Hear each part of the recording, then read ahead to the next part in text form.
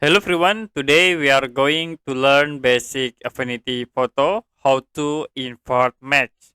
So in here we have two layer, background and the text layer.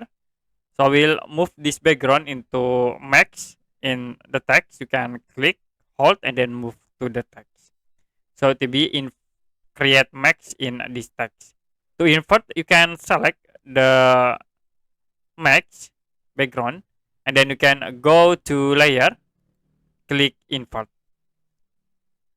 The max will be automatically invert. To change again, you can click layer and then click invert. Or you can press Ctrl A to invert and press Ctrl A again to uninvert.